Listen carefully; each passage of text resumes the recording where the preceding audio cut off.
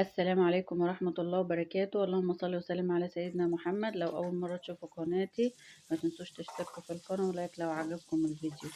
هنا أنا بغسل البطانية الكبيرة.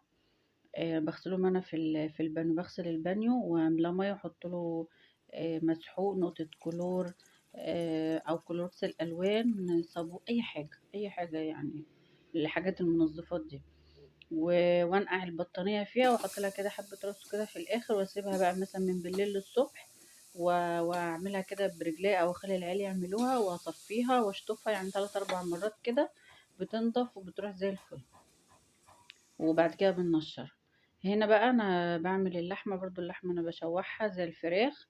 بحطها الاول وبعدين طماطم وبصل وفلفل اسود وورقة لورا، واقلبها كده تشويحتين كده، وبعدين ايه ازودها ايه الميه واسيبها تستوي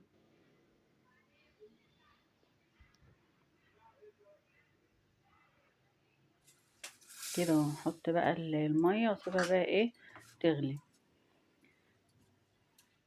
هنا بقى اللوبيا، الحته اللي فاتت بالسرعه دي، دي اللوبيا انا بديها كده ايه غلوه على النار، وبعدين احط الطماطم واسيبها تغلي شويه، وبعدين احط اللوبيا واسيبها بقى ايه تستوي. هنا بقى بيبقى مثلا فاضل لها ربع ساعه كده، احط بقى اللحمه من الشوربه واحطها بقى ايه في اللوبيا، تغلي لها كده غلوتين وخلاص.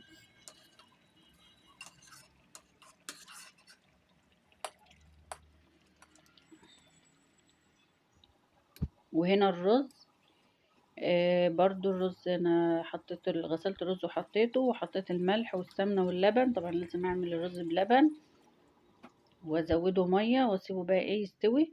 وهنا كده ايه بعد ما خلصنا الاكل، وان شاء الله اشوفكم في فيديو جديد. مع السلامه.